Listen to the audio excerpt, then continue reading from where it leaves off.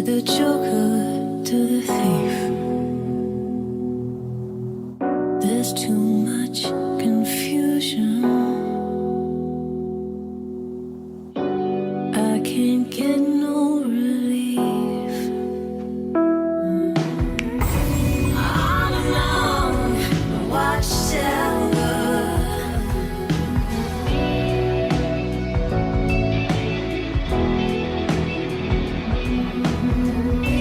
all along the watchtower.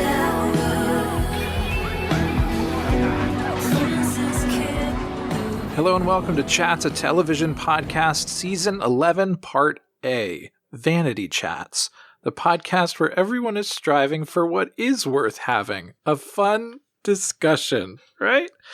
My name is Magellan, and I'm joined by Lord Mouse of Mousinghamshire, Mousingham Hall. I'm joined by Lord Mouse of Mousinghamshire Hall. It's Alan. Do you want me to keep all of that?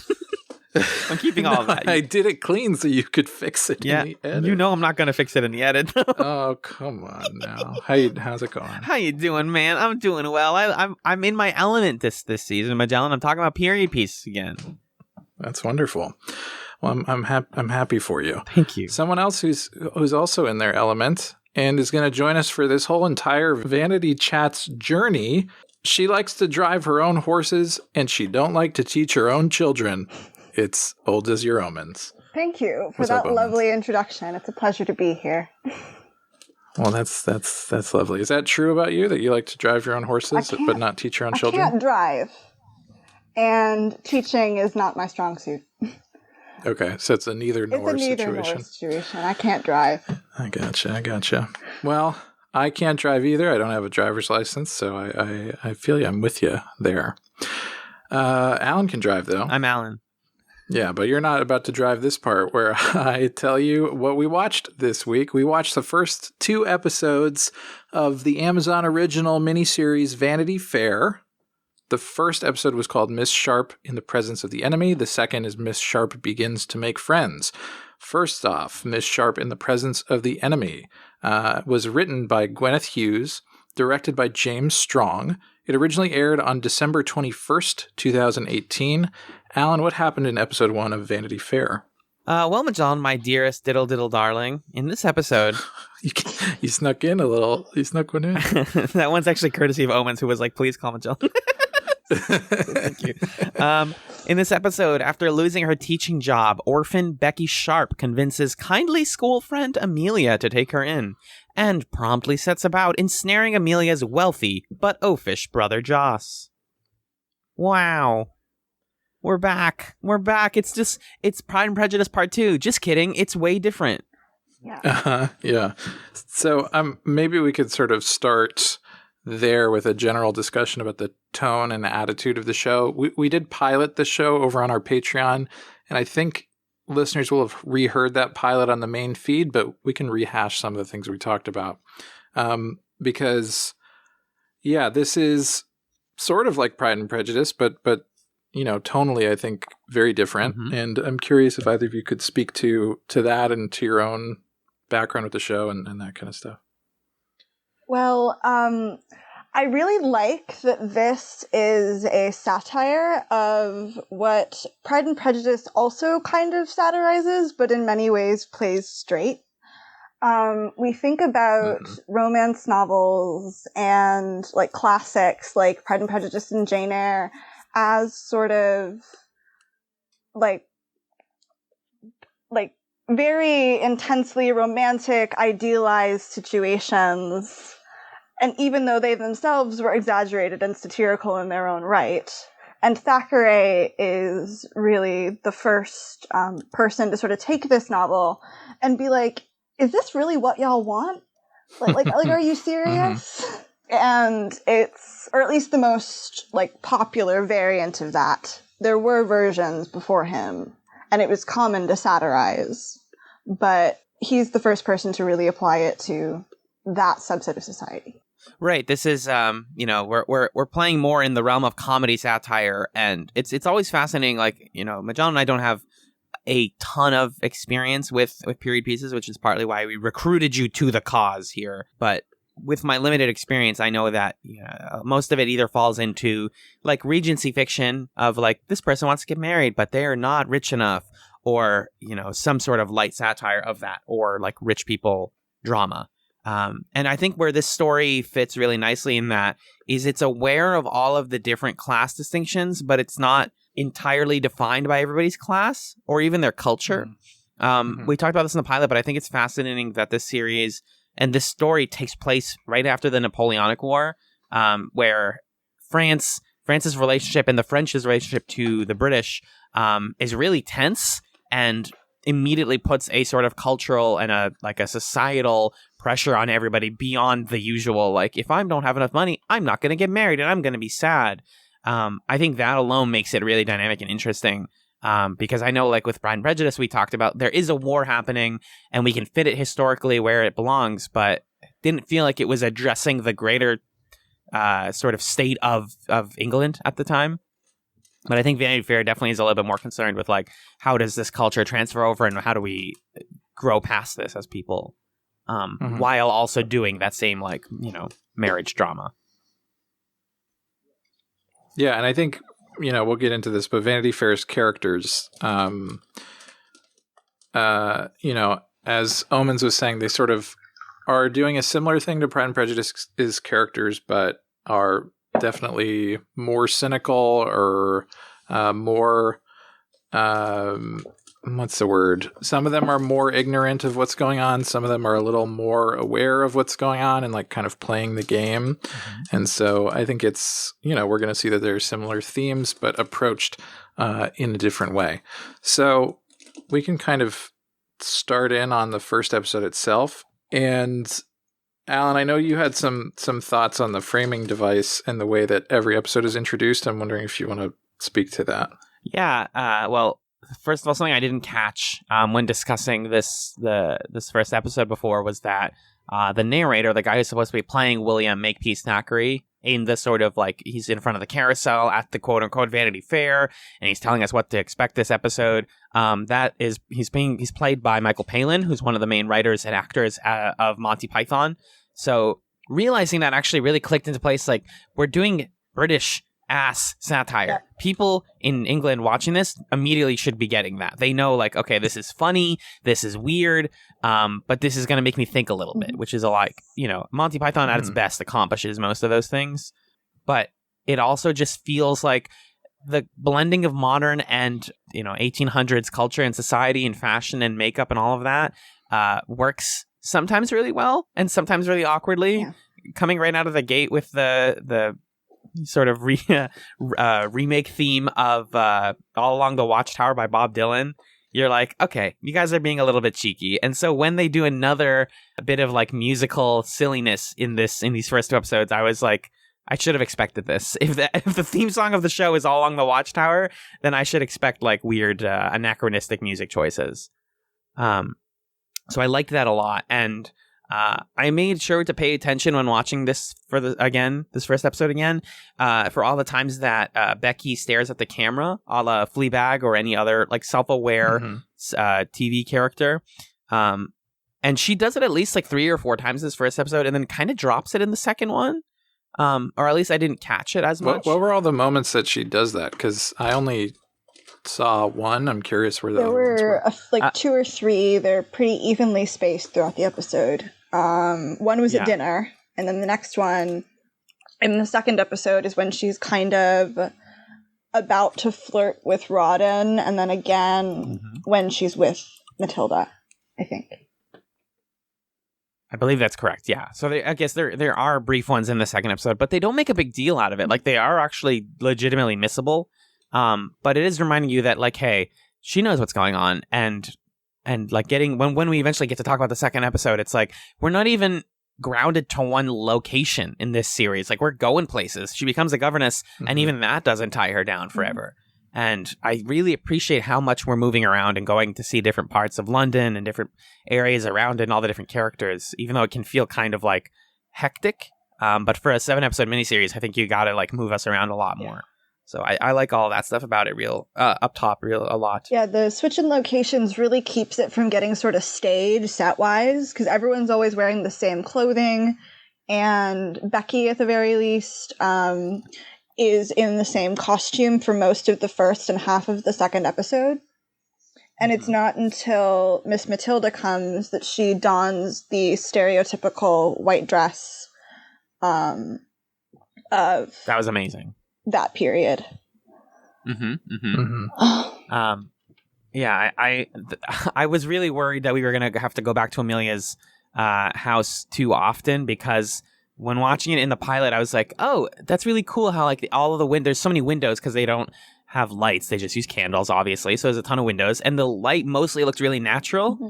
And I don't know if this was intentional or not, but after a certain point, and I think we all spoke to this a little bit in the pilot, but like sometimes this show looks very artificial, and there was some points where I was like, is the lighting just CG in this set? I don't want to be here anymore. And then we stopped being there, and I was like, okay, I don't need to worry about that. But there's definitely moments where the sets feel like, I don't know what part of this is real, especially in the first one, like with Vauxhall Gardens. I'm like, what of any of this is real? Because it's so much crap on screen. Yeah, and a lot of it can be...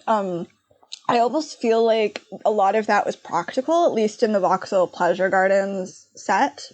There was real fire. But in terms of like Amelia's house and the way it sort of looks like too bright and overexposed in Technicolor, that does make it a little bit uncomfortable. And when contrasted with the sort of natural light of the second episode, it is a bit jarring. But I almost feel like Amelia as a character is supposed to be a bit too much and overexposed, whereas the Crawleys are far more naturalistic, and the lighting might reflect that. Yeah, I think it's worth maybe digging in more into this sort of contrast between Becky and Amelia, because I didn't expect this to happen, but having seen the second episode, it seems like the show is kind of following both of them to a certain extent as our protagonist characters. I mean, Becky Sharp is obviously like the protagonist. She's on the poster. She's the one who woos on the carousel at the beginning. It's like, it's about her. But Amelia is very clearly meant to be a foil to her. And I think what's interesting about that structure is that Becky is a character who's like completely self-aware to the point that she stares right at us sometimes. Whereas Amelia is a character who I think completely lacks any sort of self-awareness in terms of like just what is going on in the game of everything. And I don't know, I find that interesting. It serves the satire in an interesting way to, on the one hand, be creating this character who like is actively mocking the society and subverting it, and this other character who is representative of that society and is kind of innocent of some of its faults, but nonetheless is being satirized as a result of that. But yeah, I'm curious what we think about this sort of like the Becky Amelia friendship, or the contrast between them, and kind of what's going on there. Like, part of me is really sort of like, I enjoy this greatly because Amelia is very much too good for this world, and Becky is very much not. And it's very it's quite interesting to see how diametrically opposed they are. And yet, they still very much get along, and Amelia obviously loves Becky very, very much. I'm not sure how much Becky loves Amelia. Right, yeah. Right.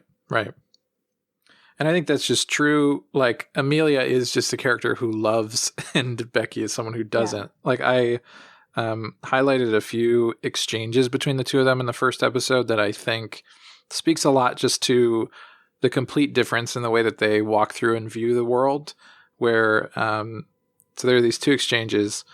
Emmy says to Becky, just like any other girl, I want to be married and happy. This is when they're leaving the school. I love this scene, by the way. Yeah. And Becky says, and she's like, what do you want, Becky? And Becky's like, I want to make sure tomorrow is better than today, every day. And that, I think, is such a crucial difference between them, that Emmy is living this life of comfort. And so for her, what is the thing that she wants? She wants like excitement. She wants to feel alive. Mm-hmm. And Becky is someone who, like, by virtue of the fact that she's had to scrape and survive, she feels alive and she wants to feel comfortable, you know? Mm-hmm. And the other exchange that they have later, Emmy says, "It's love that matters, isn't it? So much more than money."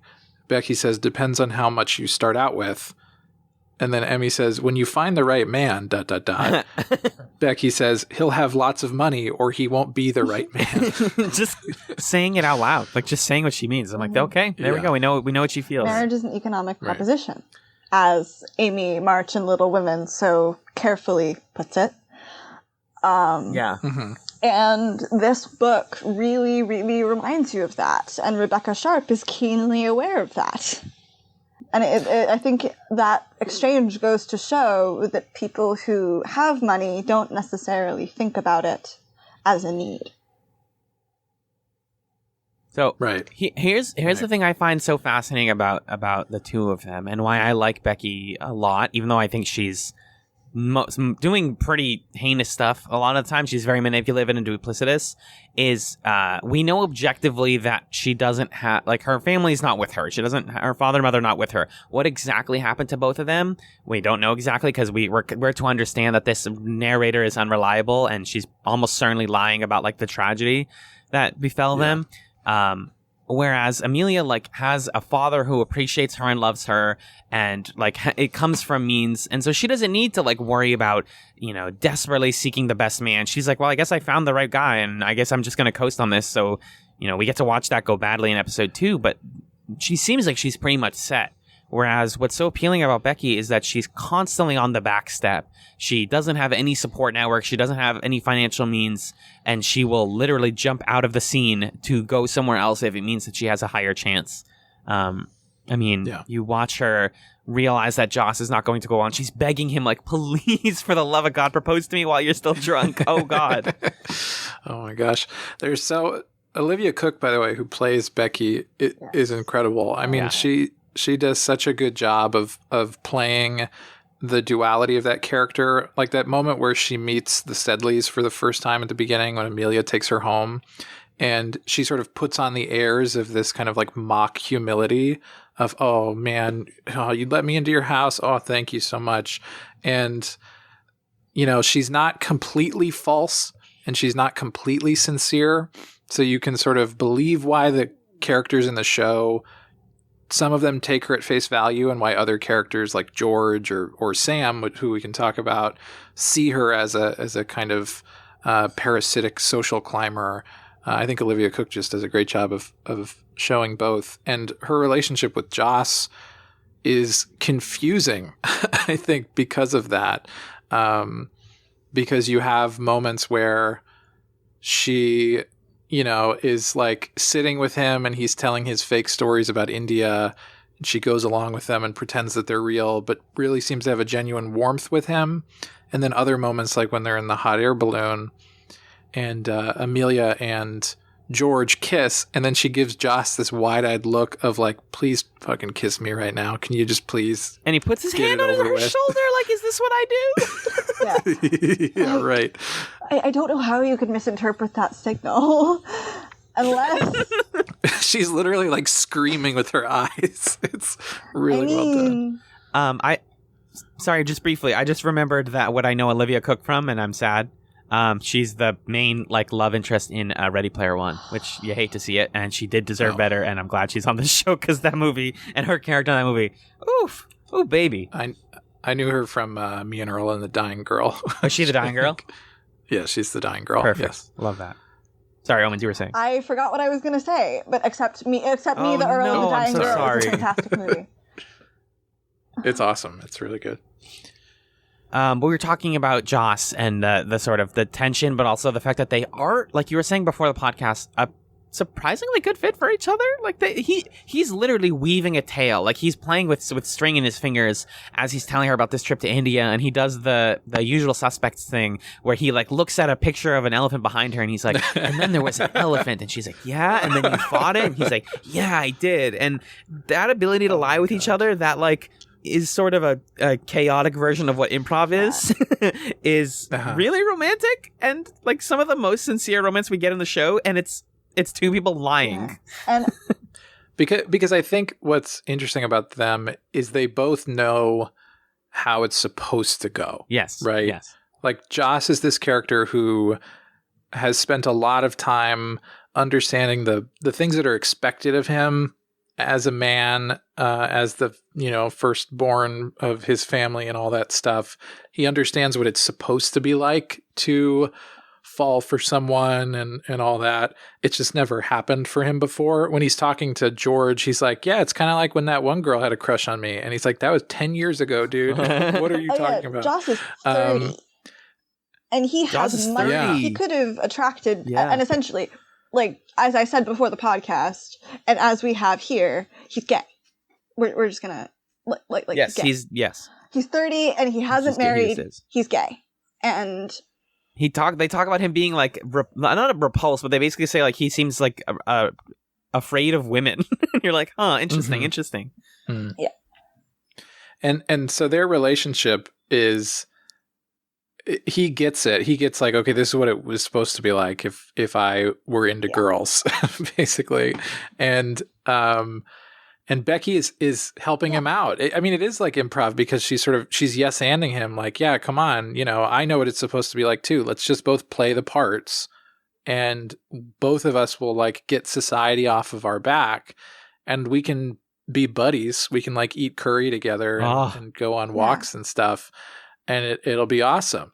And then everybody else just sort of conspires to screw it up. And but also that is really because Becky is the daughter of an artist and an opera singer, as we find out in the second episode. But and because she's like a little bit French, and that's not good. That's not good. She counts in French. She speaks French. She teaches the girls French. She's trying. It kind of feels like she's trying to like not indoctrinate, but like not to pun not intended, but to curry favor with them. And to be like, see, young girls, like French is cool, right? And you're going to grow up and maybe you're going to be like, I loved my French governess. And that's going to be a good thing for you guys as culture changes and the relationship between the British and the French changes. Oh, God. Yeah. And in terms of like having a French governess was one of the higher ideals of at least the Victorian period. Whereas during the Napoleonic Wars, that was like a thing that would ice you out. Right. Yeah, it's interesting how Becky uses her Frenchness as a status symbol and as a sort of middle finger to a lot of the authority figures that she comes across from the very first moment, when she mocks the school mistress for not understanding how to speak French. Like she just sarcastically speaks French to her and then, whispers to the girls like, oh, you better tell your parents she doesn't actually speak French. Or we'll talk about it in the second episode, but when she's a governess and teaching French as a way to kind of like rattle people and frustrate them, it tells you a lot about her character that she just has no sort of affection for any of this stuff or for authority or anything like that. And she really just wants to survive. But along the way, she's going to ruffle feathers because she wants to. And endlessly fascinated I'm not Yoda, by the way. I am endlessly fascinated by the way that everybody in this show interacts with people of different class, of different race, and a different culture. Obviously, the curry scene is incredible. We talked about it in our pilot episode, but just her trying it because, like she says earlier, I just want to do something new every day, and I want tomorrow to be better. I'll try it. Screw it. And she wants to also impress Joss, and it works marvelously. All she needs is a quick glass of water, and she's like, "Yeah, I don't care." And they're like, "Oh, our British curry is too spicy for your mouth." She's like, "No, I can do it. Give it to me." That stuff plus Sam, who we should talk about. Even though he's not a major character, he's an important character in this sort of cultural conversation the show's trying to have. In terms of like who has power here, why do they have power, and how do you like gain and lose power in this battleground, if you want to call it that. Sam is the servant of Amelia's father, and he works in their house and opens the door, serves food, etc., etc. He's the only black character in this series that we've seen so far. And the camera does linger on him just enough that it seems like they're trying to tell us that he matters a little bit. And I don't mean in the like mystery novel, like he's the secret killer, but just like he doesn't like Becky. It seems like he genuinely has contempt for her. And I'm curious what's going on there. So here's what's going on. Becky is trying to gain favor with the family. Sam doesn't think she deserves it, and he is going to protect Mr. Sedley by letting the riffraff choke. Oh. Right. And I think it's I think the important thing that the show does a good job of clarifying, because there's that moment where Sam is like cleaning up when Mr. and Mrs. Sedley are talking, and they're like, oh boy, she's better than having a daughter-in-law who's from India. Well, can you imagine mixed race grandkids? And he gives them this glare of like, you people make me sick. And so the show does a good job of saying like, Sam is not contemptuous of Becky because he's fond of the Sedleys. No way. You know, he's contemptuous because he thinks, just like George does, that her marrying Joss would like lower their station, and anything that lowers the station of the Sedleys puts his position at risk. So, you know, it's interesting how both of these characters, who are down and out for various reasons, Sam because of his race, Becky because of the circumstances of just her financial circumstances, her parentage, all that stuff. Both of them are down and out because of the way society is structured, but also both of them are, you know, don't have a sort of solidarity that comes out of that, because it's like, you're going to fuck up this good thing that I've got going here if you swoop in. So get out of here, lady. And I think that is, you know, when you talk about like, what's the value of doing a miniseries in 2018 of a book from the 1800s that had a miniseries in the 1950s or 60s or whatever, and the 90s, and like a movie in 2002, like it's been done so many times. The value of doing it again now is you can create moments like that weren't necessarily in those prior texts, but tell you a lot about the characters and about the fabric of how this society works. And I want to see so much more of that stuff. I mean, I briefly skimmed the summary of the book just up to where we watched our episode 2 to see, because I had a feeling that the second episode differs a little bit. I believe it does. We can talk about that. I might need to save some of that because I don't know if I like accidentally read one sentence ahead or not. But yeah, it definitely feels like the adaptation is saying, hey, there's a story we can tell here that's more relevant today.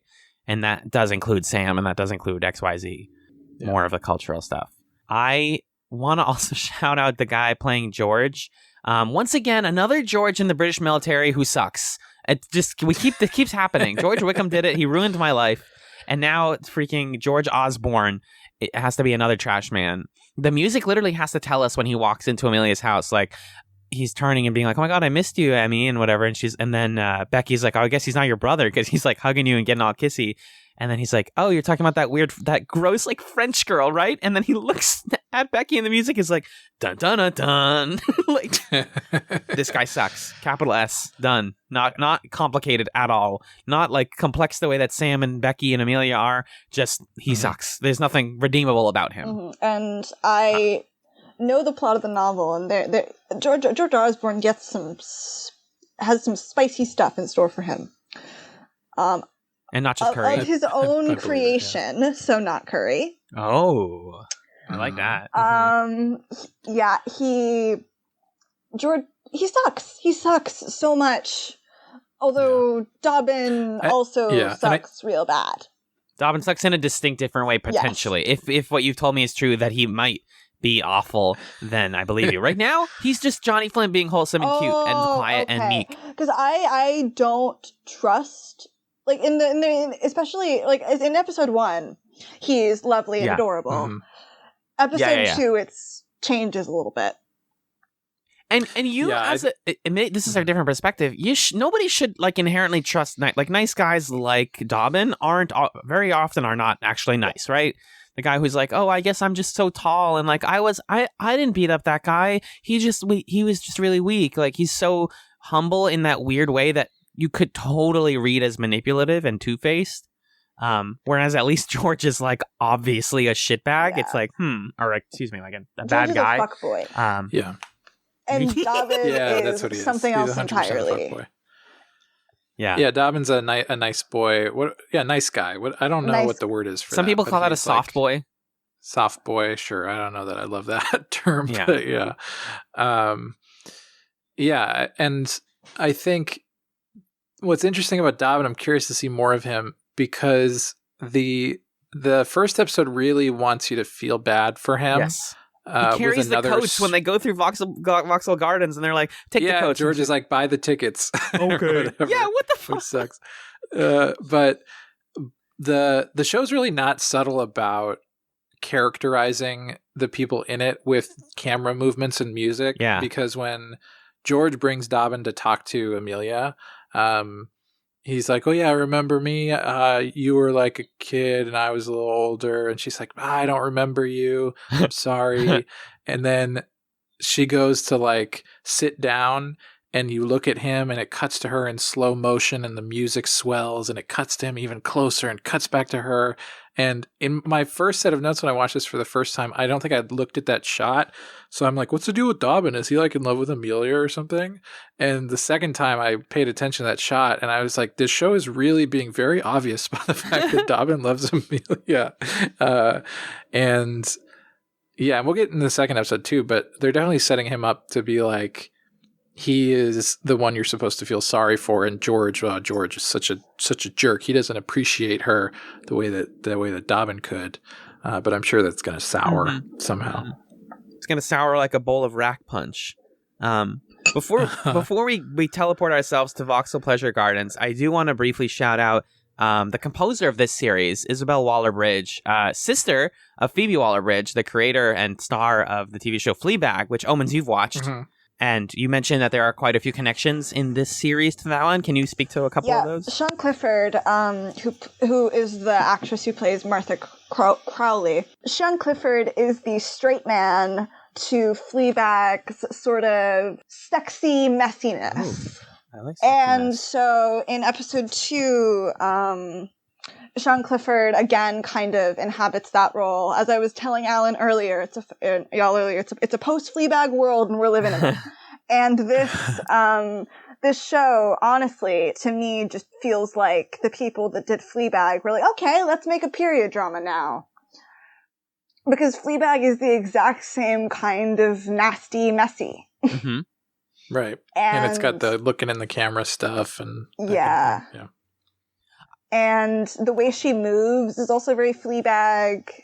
The sort of flirting by the window and turning away and looking back is it's shot like a Fleabag episode. Yeah, interesting. Huh. There were parts here, especially in the second half of this one and in the second one, where I was like, "Oh, this is getting really like hectic." The way it's directed, like just the frequency of cuts starts getting higher and higher and higher, and I was like, "This feels really chaotic," and then I think a meaningful way, because the beginning of the episode definitely lingers on a lot more stuff.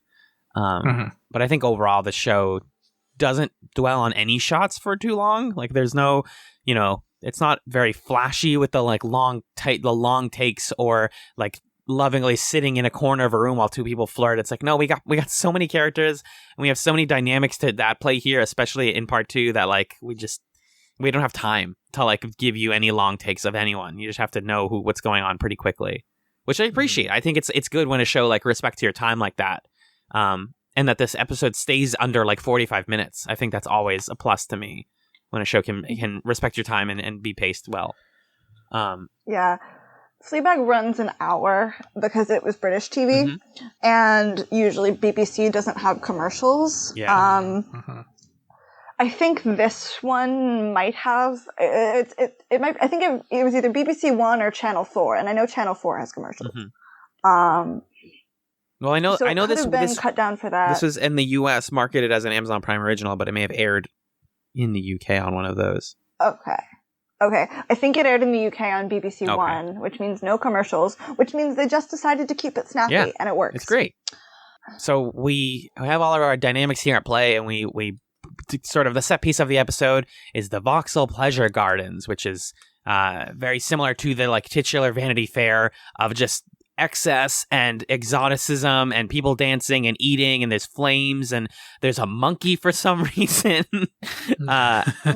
And everybody's excited. It's kind of, I love that this is filmed like, that's what I was saying earlier, like this doesn't feel like the directing is too heavy-handed. It's filmed like it's a straight line. Like it almost feels like Becky, Amelia, and the boys are just walking towards us the whole scene, as if they were always going to this hot air balloon at the end of it. And I really enjoyed that because it kind of gives you the sense of being in a crowded space, be it a fair or like a carnival or something, and you're just like, whoa, there's a monkey over here, and there's a lady, this guy's telling us to look up, and there's a French lady above us like on a string, and there's food over here, and there's alcohol, and like it just feels very kinetic in a way that I loved. Yeah, and historically, these sorts of fairs would be done in a straight line, and you would just walk them. Oh, okay. So, it's sort of like a boardwalk. They're on a boardwalk. Oh, sure. That makes more sense. Now you're speaking my American ass language. I know you also mentioned that, this is similar to like an interpretation of this type of fair, but not exactly realistic. Yeah, not exactly realistic. There were, I know in this time period, there were frost fairs held on the Thames in the winter. And they would have various, like, pleasures and amusements and food and music, etc. But they were also somewhat more frequented by well-to-do people. And then there were also Michaelmas fairs, which are either in August or October. I don't know when Michaelmas is. But that was the, like, summer counterpart to Christmas from the 15th to the 19th centuries. I believe Michaelmas is in September. Okay. In Western Christianity, and November 8th in Eastern Christianity. Interesting. Okay. Yeah, it definitely felt like that. That's sort of like, this is more satire than everything else, even. This is like what a cartoon version of a fair looks like. And they're all hanging out, and Joss is quickly descending into just drunkenness. There's this fascinating scene that we touched on briefly in our first discussion, but like I would definitely want to bring up again, where Becky and Joss go up to a man who claims to be a Hindu soothsayer, and they give him a little bit of money, and she asks him what if they're going to be happy together, and even though we quickly realize that this guy is lying, he's also not Hindu. He's clearly a British man. He tells her something along the lines of, does anybody have the line, actually? The line is, I could hand you a tall, dark, handsome stranger, but you would only break his heart. It's ominous. It's a little scary. Yeah, it's spooky. It's like, you're just gonna keep doing this. She's just gonna be stuck in this loop forever, or like, or eventually she's gonna like not die alone, but just she's gonna keep breaking hearts. So it kind of makes you think about like, what do I want for Becky as the viewer? Do I want her to marry successfully? Do I want her to like find her fortune alone? What do I actually think is going to happen? As a satire, I think it's not going to go well for her. That's my guess. I haven't read the book. Yeah, she then like kind of breaks down in front of him, and she's like asking him more questions, and he's like, that'll be more money, and she's like, more money. And we mentioned too, like before the podcast, how her like accent slips there. I don't know if that's just Olivia Cooke or what. I think that's a bit intentional though. Yeah, because when as the miniseries and the novel goes on, Olivia Becky Cooke mixes with different types of people, or Olivia Cooke, and Becky mixes with a whole bunch of different types of people. Becky is very much a social chameleon. And she will adopt the graces and the language of the people she's around. Yeah. So when she's nervous or when she's like put back a little bit, it slips, it falls off. Yeah.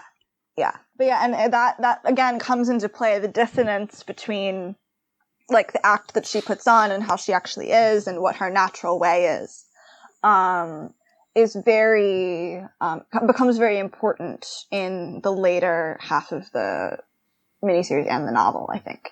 Because we haven't even really seen like the real Becky, right?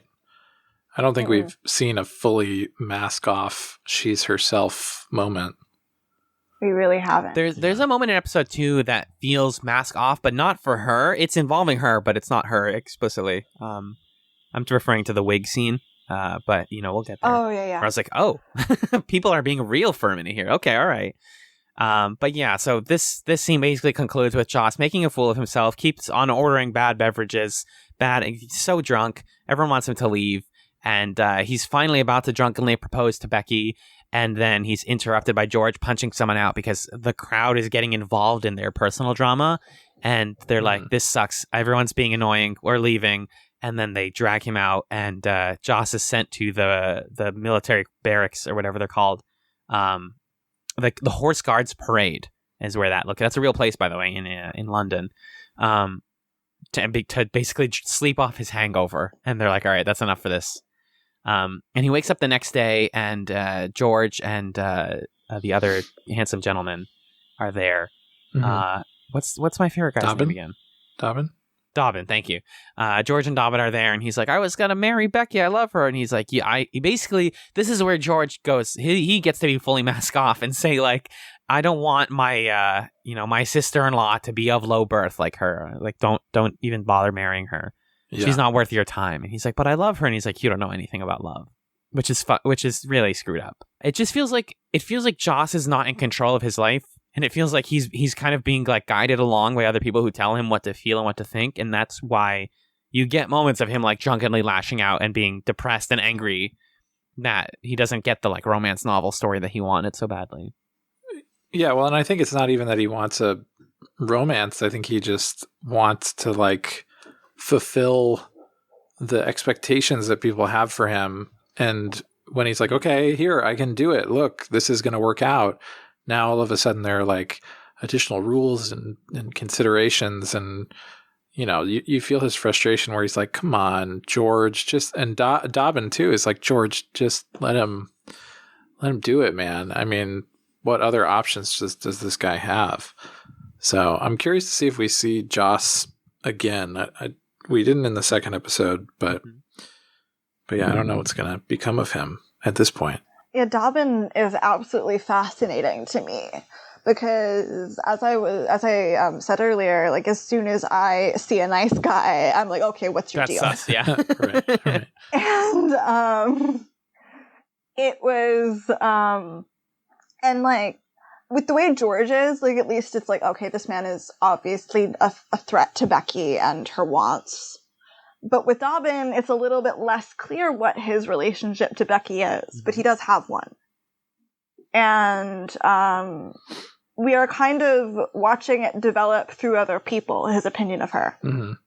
And it's fascinating because Dobbin is trying to advise George about what he's supposed to do, like with Amelia, and yet and is hearing all these things about Becky and how awful she is. And yet he doesn't really like meet her and get to know her until later. Yeah, they like barely speak, right? They only really see each other at the Vauxhall Gardens, but that's it.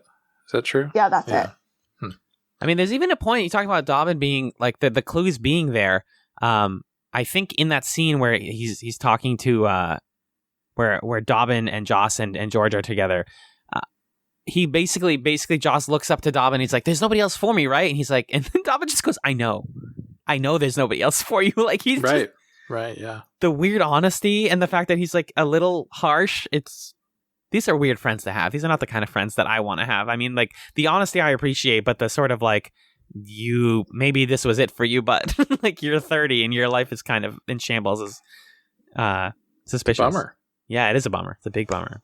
And then, yeah, we just kind of like hurry Becky along with no options left in this area. She ends up going to become a governess at the new guy's mansion.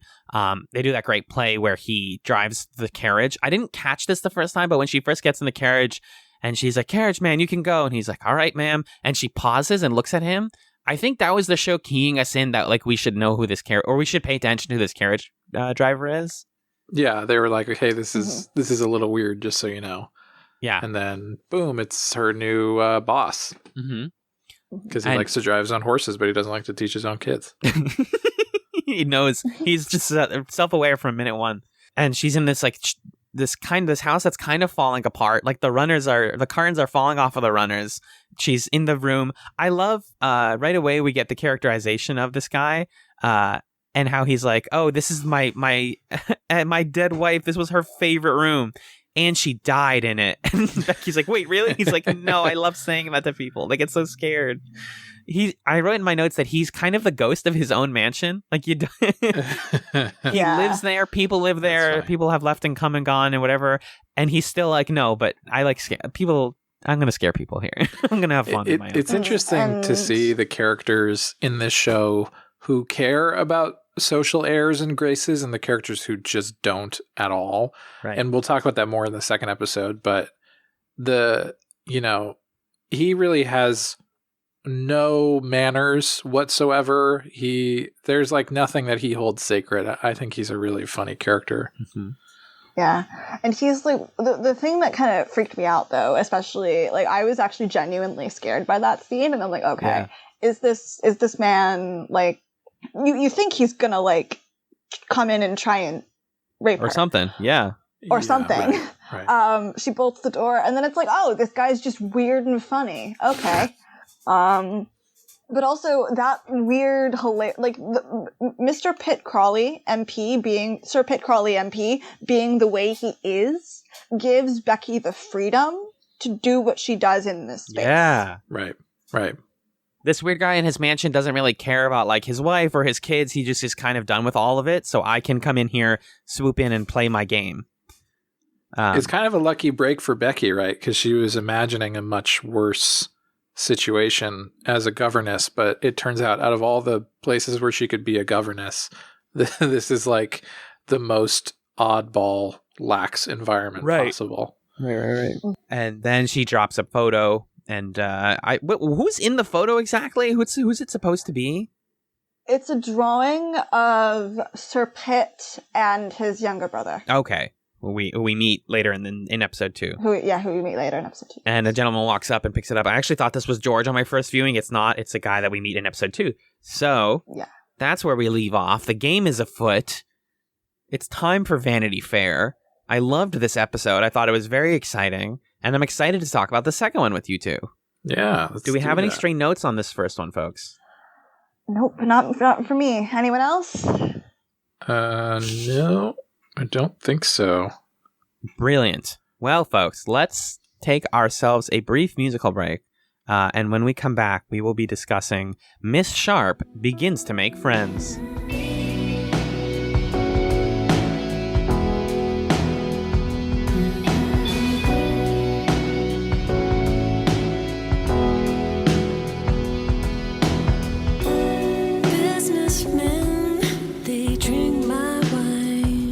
Welcome back to Vanity Chats. I'm still here with Omens and Magellan. Hello, folks. Hello. Thank you. I always forget that as a podcaster, if you don't direct your comments to one person, nobody talks. Well, I think what happened there is Omens was deferring to me, and I was trying to be a good host. Exactly. Yes. Those two things canceled each other out. Yeah. Anyway, we tried. Here we are. I love it. It's beautiful. Let's chat. Yes, let's talk specifically about episode 2 of 2018's Vanity Fair. Miss Sharp begins to make friends. That's nice. Oh, this is great. It's once again written by Gwyneth Hughes and once again directed by James Strong and once again aired December 20th or 21st, 2018, depending on who you ask. Magellan, can you tell me what happened in this episode, please? Sure. Becky is in Hampshire as governess to Sir Pitt Crawley's neglected daughters. Determined to get into his good books, she quickly lands a promotion to secretary. The arrival of Crawley's sister prompts a new plan. Oh, man. Oh, boy.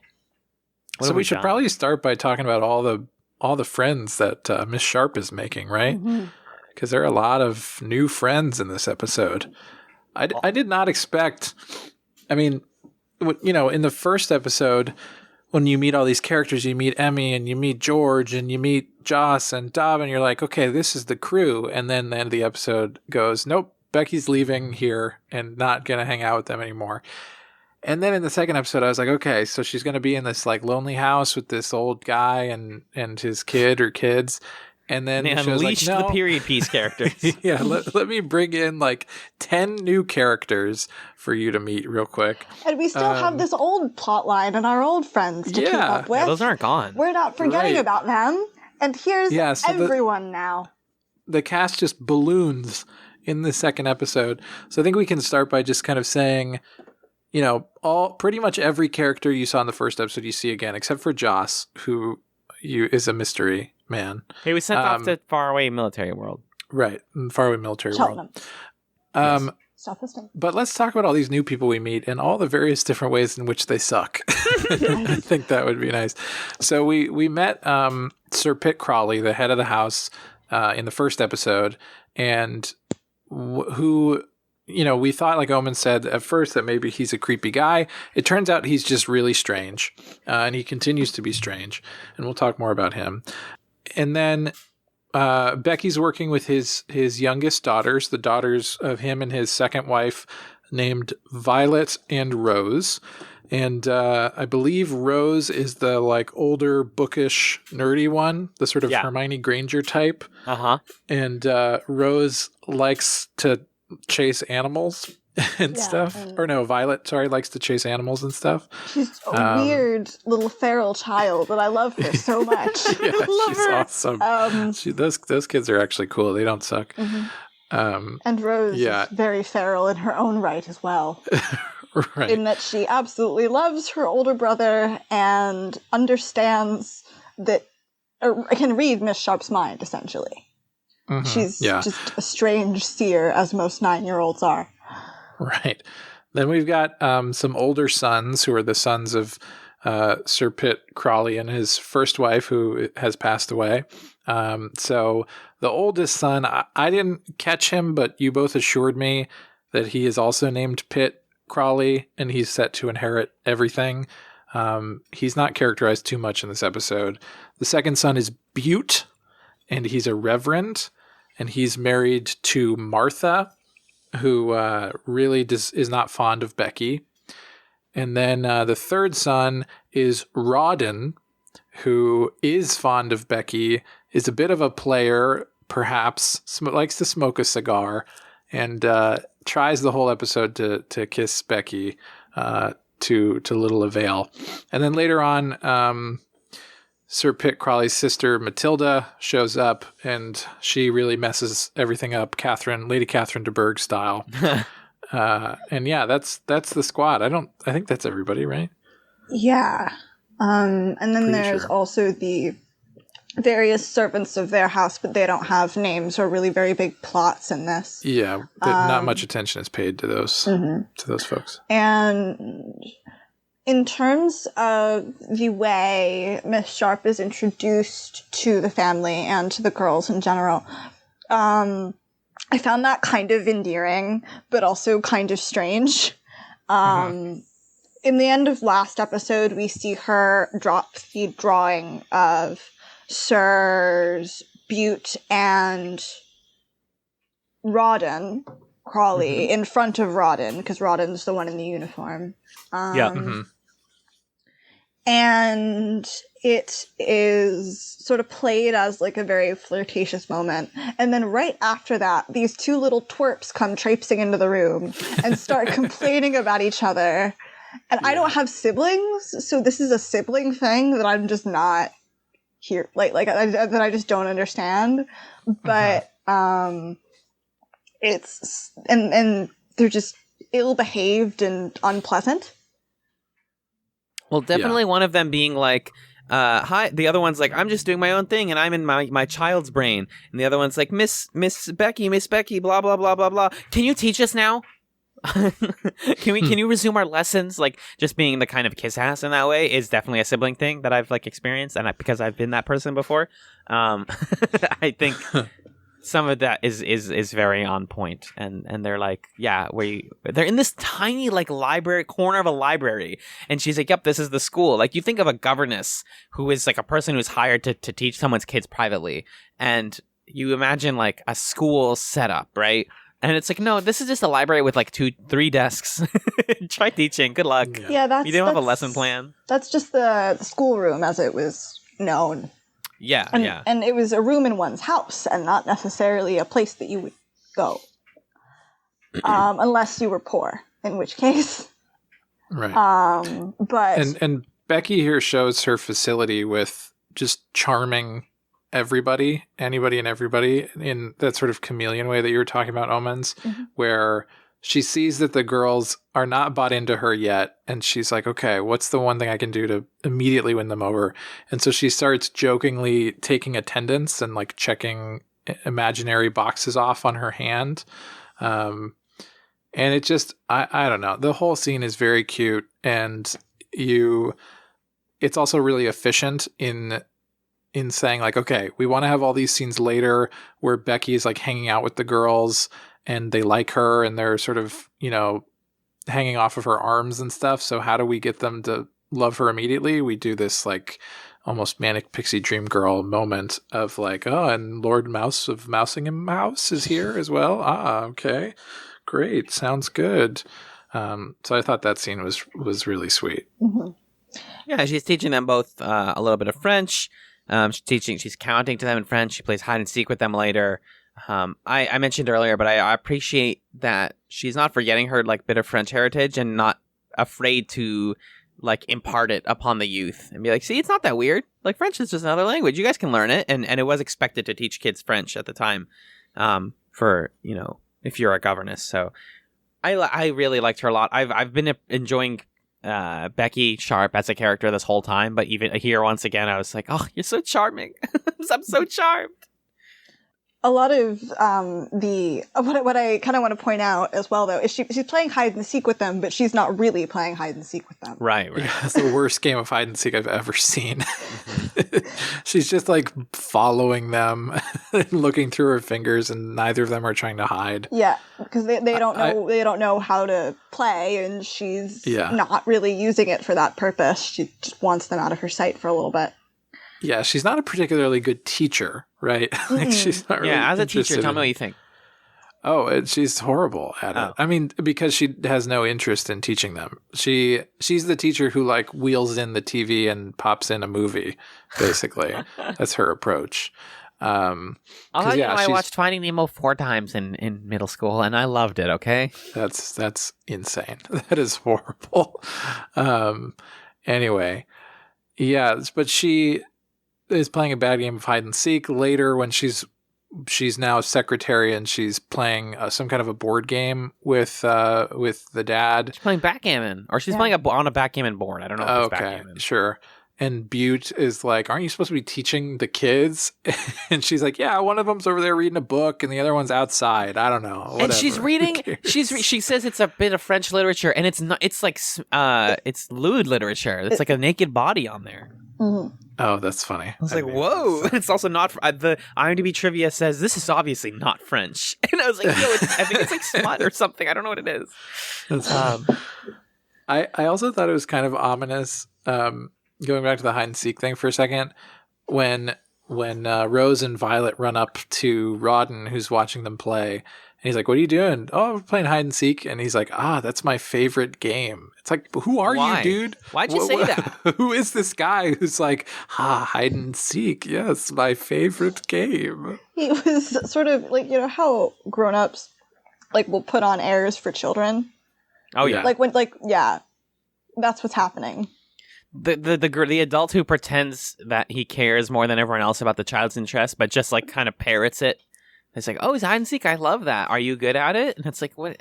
what are you trying to get out of me? You just want to sound cool? Like, what are you doing? I think even more than that, there's just this sort of edge of like, if we take it as fact that he's like hide and seek is my favorite game, it's like, what does that say about him? Yeah, that's weird to say. As a person, that like out of all the games, that is the game that like defines him. You know what I mean? I don't think it was intended that way in the episode, but I just immediately was like, this guy is, I don't know, he likes the chase, whatever. And then it's sort of intercut with Martha and Butte off to the side being like, oh boy, your brother is going to do it again, where he flirts with a young lady. He's going to do it again. Mm-hmm. So, it's wrapped up in that characterization of him as well. Everybody in this beginning of the episode is painted really broadly. But something I love about this episode in general is that in episode 1, it felt like Becky was at a strategic advantage over everyone else. Like she's a little bit more shrewd and clever than everybody else is. But here she's playing in the field with a couple people, especially Rodden, who like think they know what game she's playing. So it feels like, if you're to use a crass metaphor, like she leveled up sort of, and she's like, okay, everything's a little bit harder now. Like this guy knows that I'm like flirting with him, and he thinks that he's smarter than me, and it's like the game is now more complicated than it was in the first episode when I was just dealing with a drunk sad man. But also, I like that stuff a lot. Also, though, it's in contrast with the freedom that she's allowed in this space, because no one really cares. Everyone's onto her because they know that morals are looser here and that Sir Pitt doesn't care. So Martha has taken it upon herself to be the sort of arbiter of this family's morality, which I don't think suits her in the slightest, because she's sour and awful. Yeah. Becky's my best friend. Don't you say bad things about me. No, just kidding. And it's not clear exactly what skin Martha has in that game either, you know? Like, what exactly is her... She's just sort of doesn't like Becky for the sake of not liking Becky, but it feels like the dignity of this family is essentially irredeemable at this point. Things are just the way they are. But Butte and Martha have this illusion that they can like reform things. They're not a very healthy couple with each other. They sort of like feed into one another's moralizing and gossiping and all that. Yeah. And in terms of like being a reverend's wife, Martha does have respectability. And right. Sir Pitt Crawley, as a member of Parliament, also has respectability. They have reputations to maintain, even as they do not necessarily maintain them. True. And Rebecca Sharp marrying into that family is something that would, in fact, tarnish them. I guess that's true.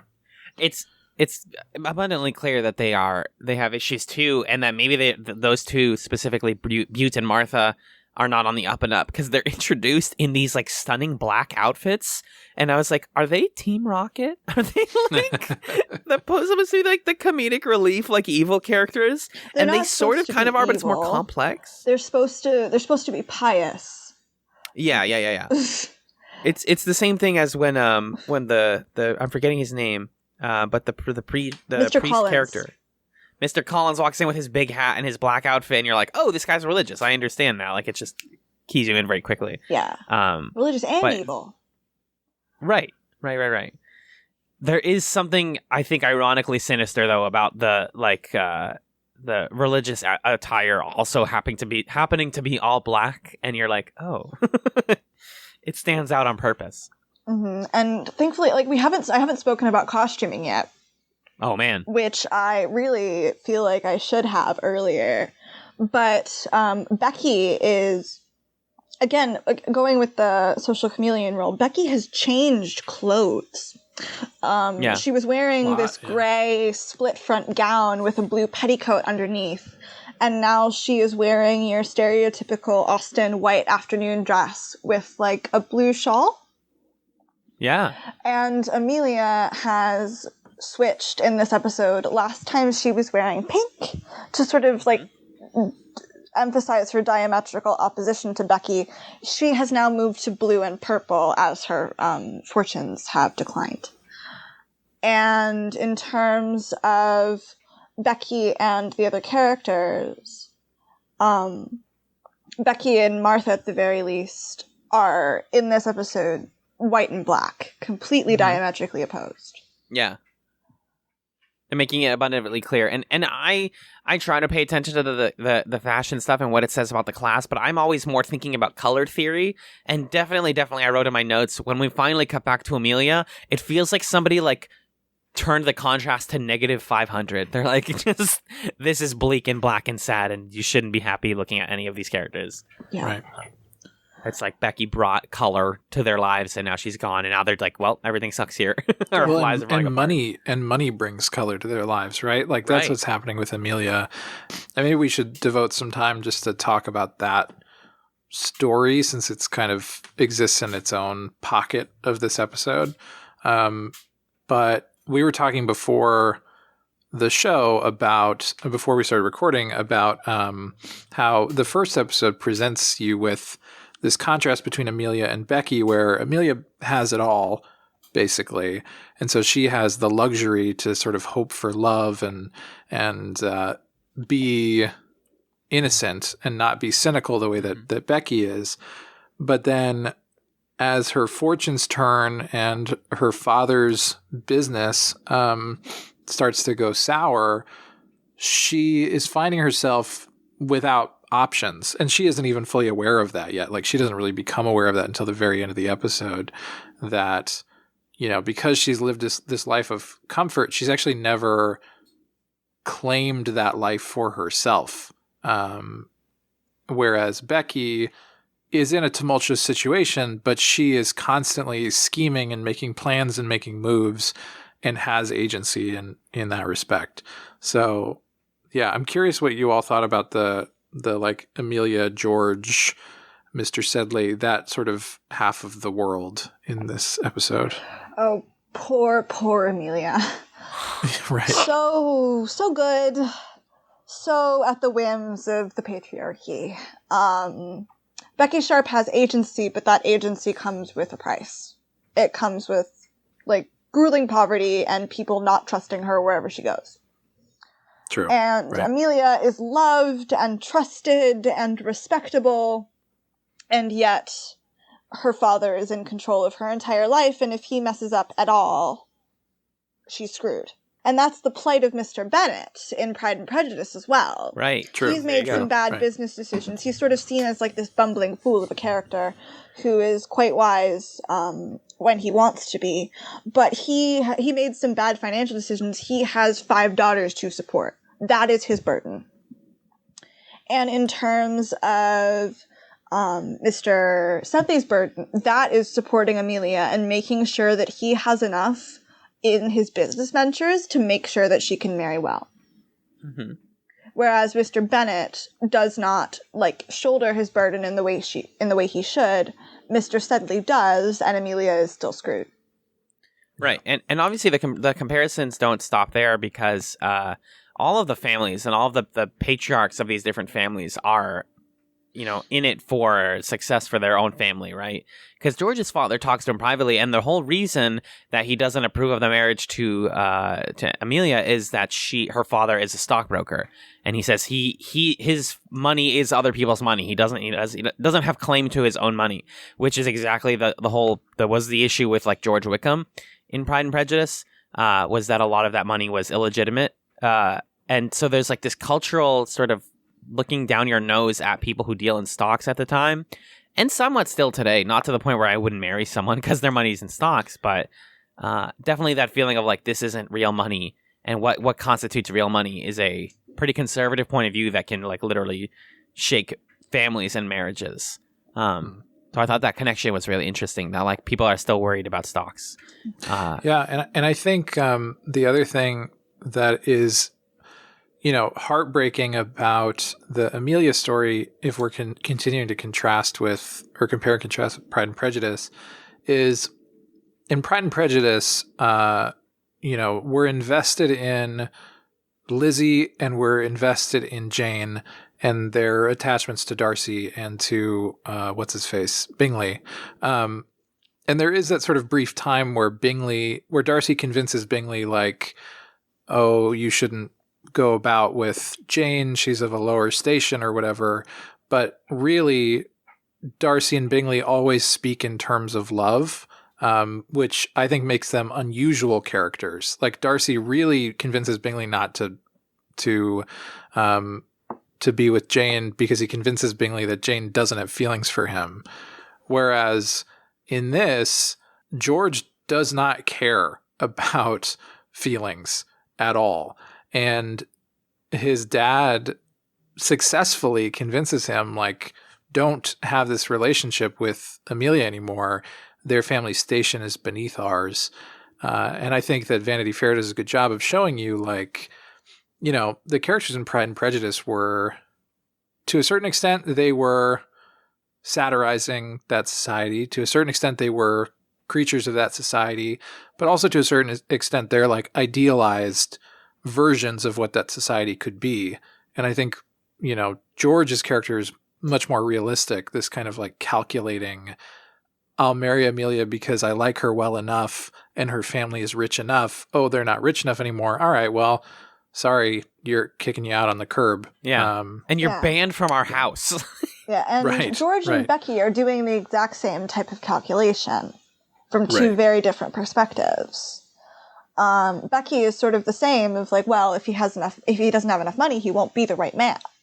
Mm-hmm. Yeah. I need this. And we are praising Becky for that. And yet George is being just as callous and calculating, and he is not being rebuked by the narrative. Or he is being rebuked by the narrative and by us. And Becky is not necessarily being rebuked by the narrative yet. Right. And it's interesting because, like, yeah, George has no charm whatsoever in the context of us watching the show. You know, there are no moments where the show tries to shoot him in a particular way or like give him certain lines where you're like, oh man, George is funny. Pretty much everything he says is annoying. And so you're supposed to like hate his guts. So that's an interesting point, that everybody is really, the only non-cynical actor is Amelia, and everybody else is a cynical, and maybe Sir Pitt Crawley, the dad, is a non-cynical actor because he's just like chaotic neutral or something. Yeah.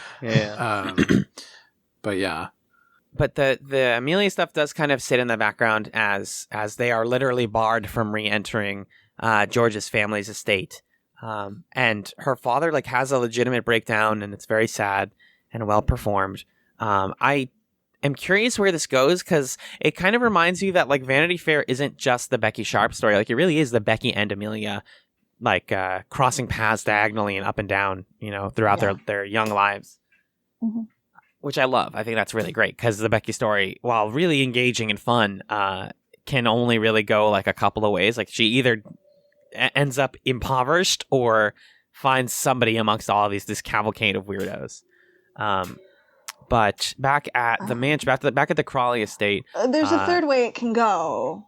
Oh yeah, and the way it actually goes. But there's a lot of overlapping in the Venn diagrams that you have presented.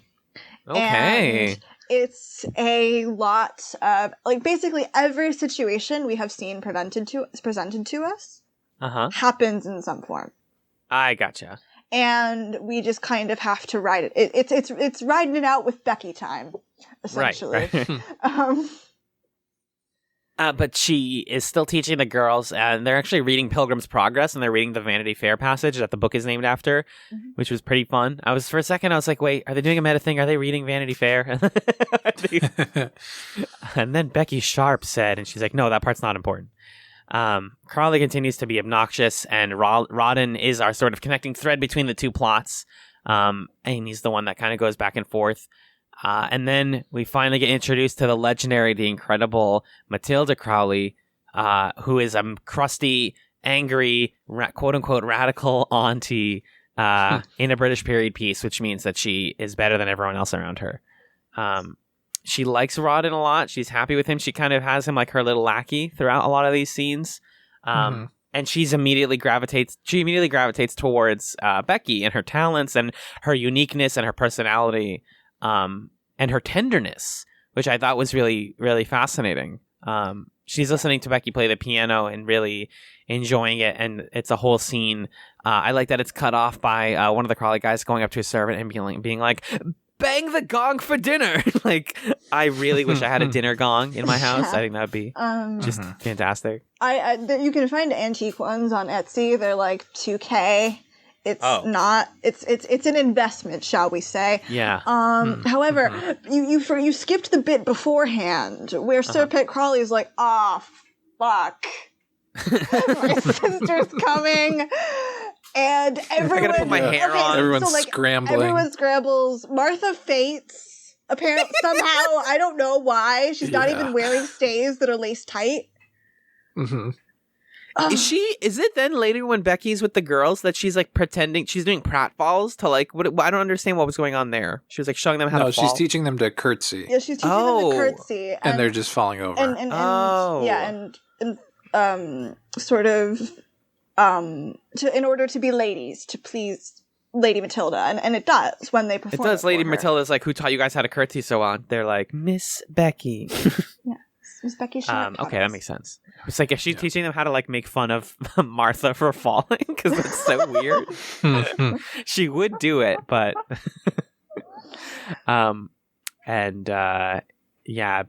there's a part where so Becky pretty quickly realizes that Rodden, amongst all this, is trying to flirt with her and trying to smooch and trying to get with her. Another scene where I wasn't sure if I understood it correctly. While she's like playing piano, he puts a letter in front of her, and then she immediately throws it in the fire. Was that her just like power playing on him, being like, I don't care? Yeah, that was him. That was her power playing. Yeah, I think it's a mix of, at first she's sort of like, doing power plays or stunting on him for the fun of it and all that. And then I think as it goes on and she learns that he has like a ton of debt and he doesn't stand to inherit anything, she's like, okay, well, I can't, mess around with this guy because he's no good. So I sort of read it as like she's attracted to him, but is also trying to not get sucked into the game that he's playing, because ultimately that doesn't end particularly well for her. Right. However, Rodden is set to inherit Miss. I keep wanting to call her Aunt Muriel because she reminds me so much of Aunt March in Little Women. But it's Matilda. Aunt Matilda is going to be giving Rodden her money. Right. And so when she tells Becky that, you see Becky's eyes widen like, I genuinely thought, I was like, if the Coen brothers did Vanity Fair, this would turn into like, and now we're going to try to murder. Right. But I do love all the moments where Becky plays with Rodden and then turns him down. So that moment where he slips her the letter is funny because she intentionally plays a bad note on the piano, and then Aunt Matilda was like, what was that? And she's burning his note, and she says like, oh, a wrong note or something like that. False note. False note, that's what it was, a false note. Like, I'm on to you, buddy, you can't play your games with me. And then that moment where they meet on the stairs and he's like, you ever smoked a cigar before? And then she smokes it and he's like, whoa. It's the same thing. So weird that all the men in this show, because it's the same thing as when Joss sees her eat curry and he's like, Gad, oh my, you're eating curry. For some reason, all these men are obsessed with, whoa, you did the thing that I do. That's hot. Wow. I mean, it's the same thing as when guys are like, oh my God, you play games? Or like, oh my God, you burp? Like, right. Women's roles, though, are meant to be really separate in that time. So yeah, true. Becky taking a drag of what's his face's cigar. Why the fuck is he smoking a cigarette? First of all, it's not historically accurate. It should be a pipe. Yes. I was going to ask you about that because he says cigar, but it's clearly a rolled cigarette. And also, I don't think the cigarettes were brought to the. They weren't. They're an 1890s thing. And anachronism caught. That's our translator microphone of the week.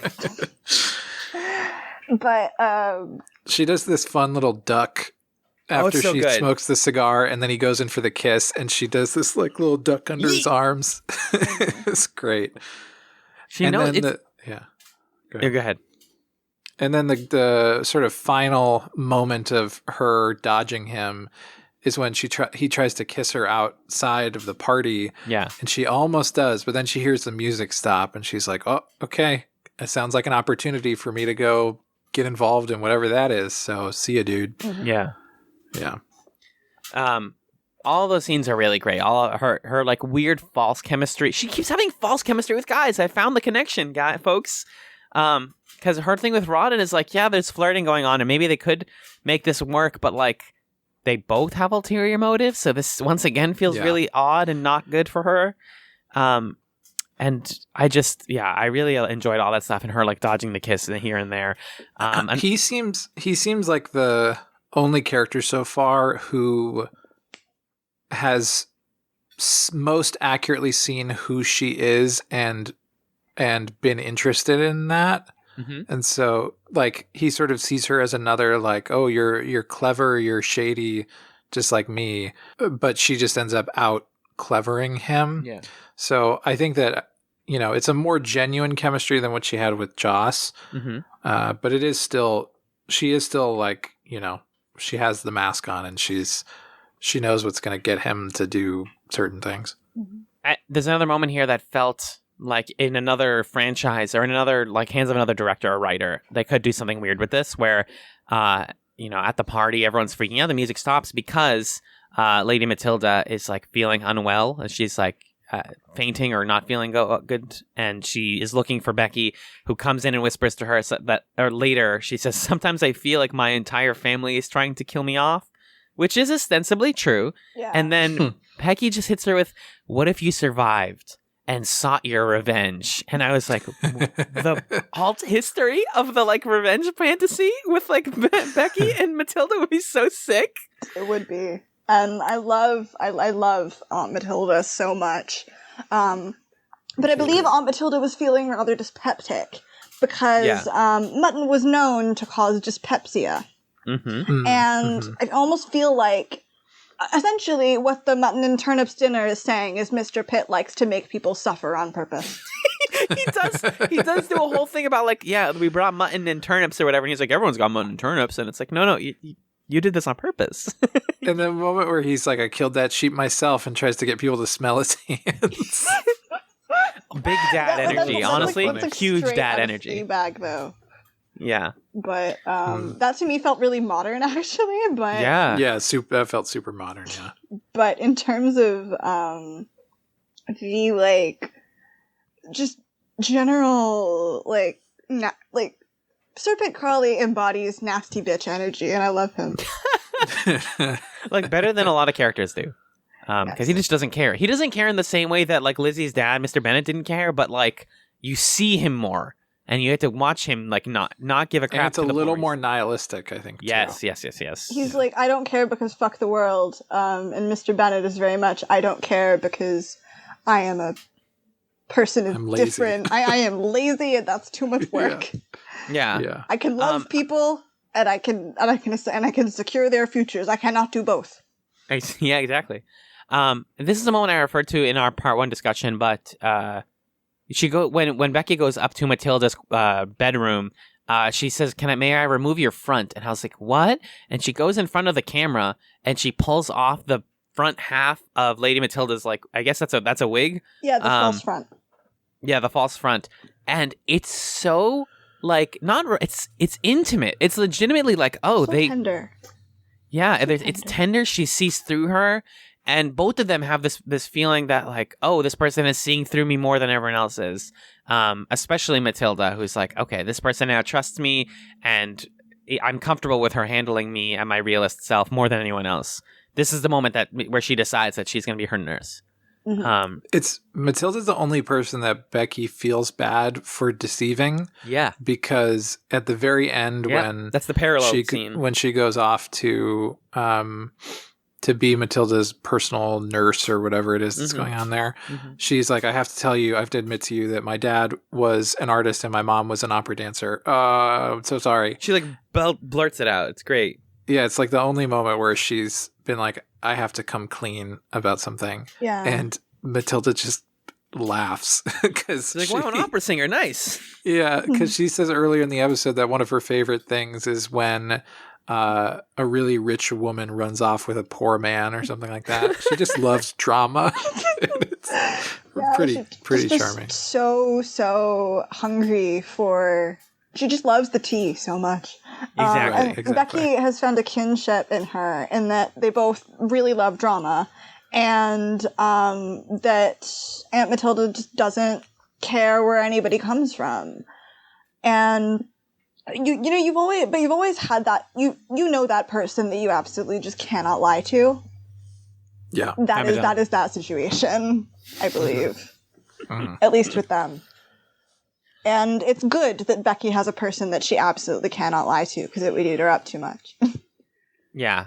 So it's once again we're getting to see Becky whisked away to another living situation, but this one I feel a little bit more optimistic about, because it's like she wanted this. She wanted to be somebody else's nurse. Now she realized there's no money for me here with Rodden, and I can actually protect this woman, and either I can eventually get her fortune, or she'll introduce me to someone else. That's her new plan, it seems like.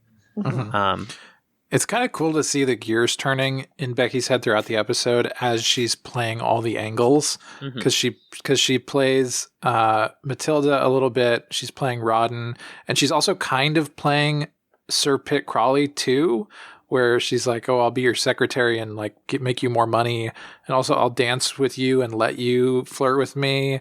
And everyone else is gossiping like, "Oh God," Butte's like, "Is she going to be my new mom? Oh, this sucks." So I'm curious if they continue that structure of every episode she's puts all the irons in the fire to see what works out for her. Omens, if you can confirm this for me, this is the thing that I'm not sure if I've spoiled for myself or if it's actually a change from the novel. She marries Sir Pitt in the novel? She marries Sir Pitt in the novel. Bummer. Yeah, Sir Pitt Crawley. Not the dad Sir Pitt, the younger Sir the younger, Pitt, also called Pitt. That's the gotcha. reason I told you that the younger Sir Pitt is also called Pitt. So do you think that's still going to happen in the miniseries, Yeah, because or is she that marries. just... I'm not sure. I know in the novel she marries Pitt, and then there's like a 5 to 10 year time jump. Whoa. Yeah. Interesting. Okay. But it could be that she goes and is Matilda's nurse, and there's a 5 to 10 year time jump. In which point, that is far better. Is her being Matilda's nurse not in the book? I don't know. I have no idea. I just know the basic plot, and I know Matilda isn't really mentioned, except as being super rich, and also Martha as a character does not exist. Martha. Oh, what? Yeah, Martha doesn't exist in the book. Whoa. It's interesting, isn't it? Yeah. Cool adaptation. Mm-hmm. Yeah. So yeah, there's some cool. There's potentially we're going to see more and more of those adaptation choices here, as the series starts to potentially jump forward in time, and now we are far away from our original cast. But Amelia is still dealing with the crumbled remains of her family's fortune, and meanwhile, Becky is Matilda's new nurse. So. We shall see the game. But again, I watched this episode and I watched the ending and I'm like, I just want it. I want to watch more of it immediately. And they're so good for each other. These two characters together are just so good for each other. And I love it so much. Finally, people who are good for each other on this show. Because Miss Matilda needs a bit of stirring up and likes a bit of a drama. And what is Becky if not an absolute tornado of drama? Yes, it's beautiful. It's beautiful. It's gorgeous. Anyone have any stray notes? I don't think so. Just there was one. We didn't talk about Dobbin in this episode very much. Oh yeah, but there's a lot of him being mad at George. Like he's randomly in Amelia's room the first time that we see them. And she's like, "Why hasn't he written me back?" And he's like, I don't know. But he's just there hanging out with her. So something's going on there. He's kind of sniffing around. And then when he goes and talks to George, he's mad. He's like, just send her a letter.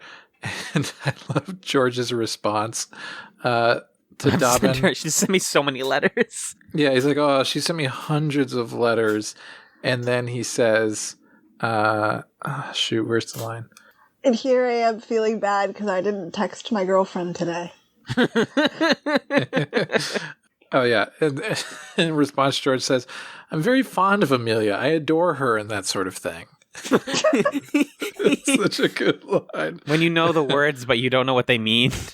Yeah. I adore her and think she's great and whatever else people say, right?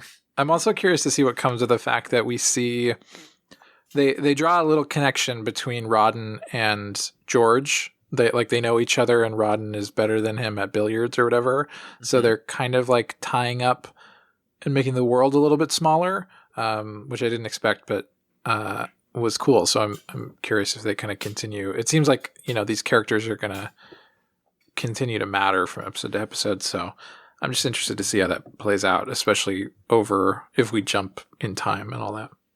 Yeah, definitely. I found one line that I appreciated, which is when Martha is talking to Becky and she sees that she's getting letters from Amelia and she looks down at it because she's a nosy, mean person. And she goes, "Oh, news from a friend who is flourishing? Always so annoying." Like, I hate it when my friends are happy and they text me. It's another one of those weirdly like modern relatable moments where I'm like, ugh, I like to see my friends happy, but when they're on Instagram being like, "I met this beautiful woman," I'm like, "Go, just stop." Stop. Yeah.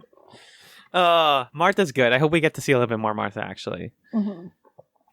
But yeah, that's what we got for this one. So, Magellan, can you actually tell me what we're watching next time on Vanity? Sure. So next time on Vanity Chats, we're watching episodes 3 and 4 of the 2018 adaptation of Vanity Fair. First, episode 3, whoops, I accidentally clicked this and started watching an episode. I didn't mean How to is do it? Is that. it good? It was a black screen with a loading Bummer. thing on it. Spoilers. Okay. Oh, for a second I thought the ellipses at the end of this meant that I wasn't seeing the whole synopsis, but actually there are dramatic ellipses at the end of this one. Hell yeah. Episode 3, The Quarrel About an Heiress. Becky lives with rich Aunt Matilda and her future is looking bright. But as war clouds gather, everyone's fortunes take a tumble. ... So Napoleon's in jail, right? Or Napoleon's on Elba right Yeah. now.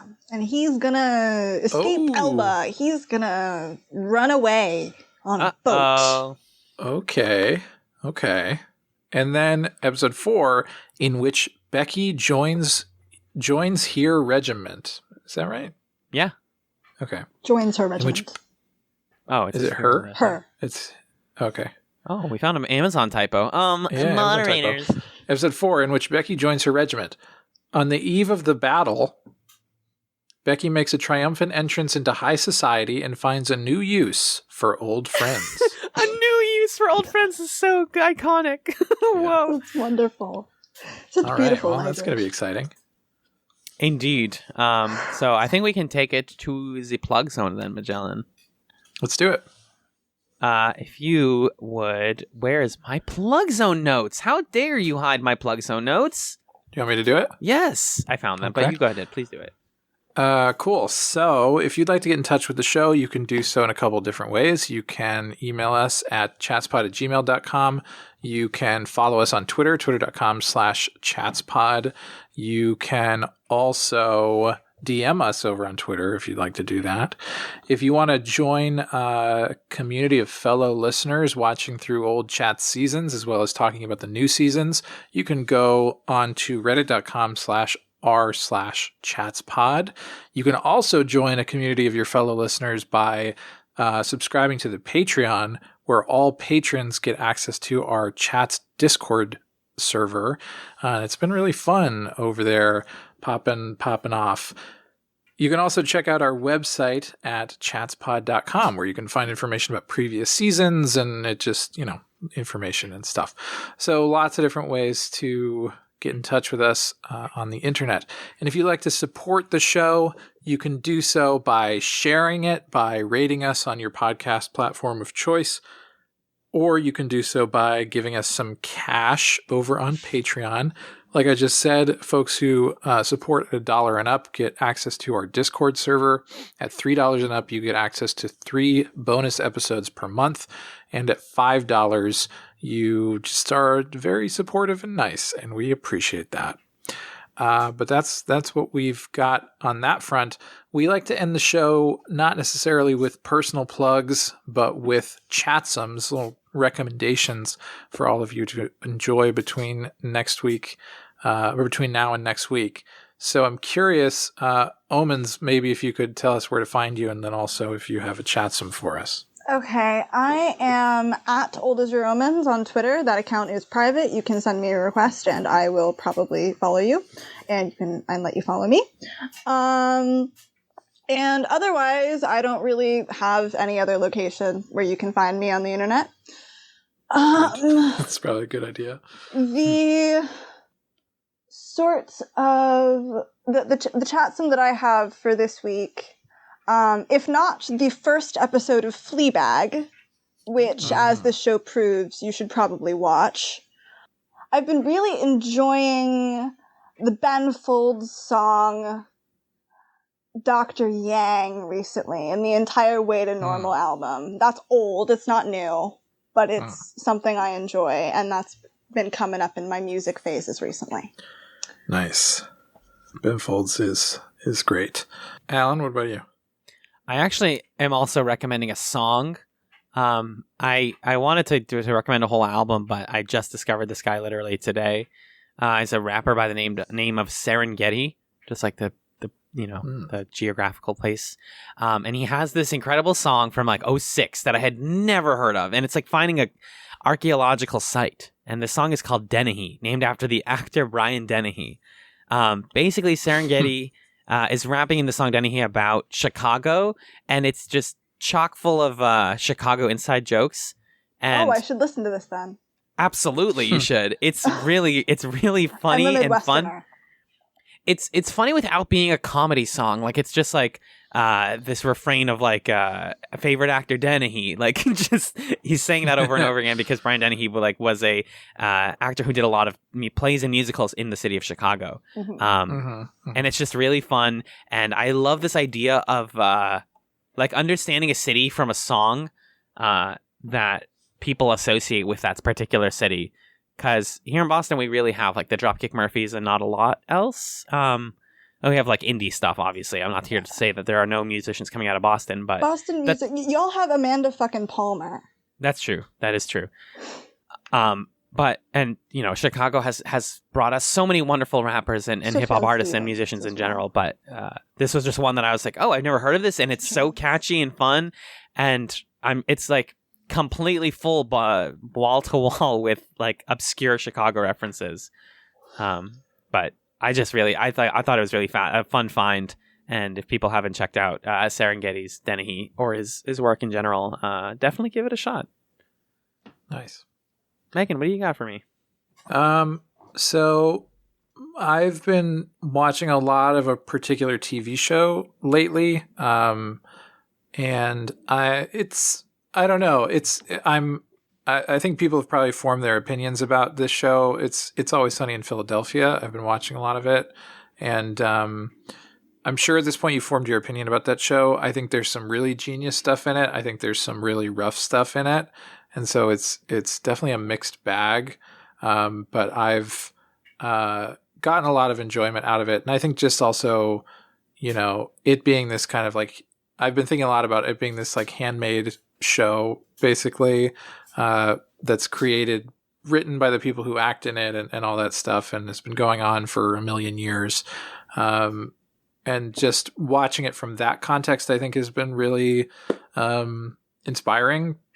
And again, there are episodes that I think are great, but there are also episodes that are not great, and content matter that they did not tackle particularly well and is very dated. So, it's sort of an asterisk on that chatsum, I would say. IASIP. IASIP. Uh-huh. I've seen it referred on the internet as that, okay? I'm just trying to... Yeah, I have too. IASIP.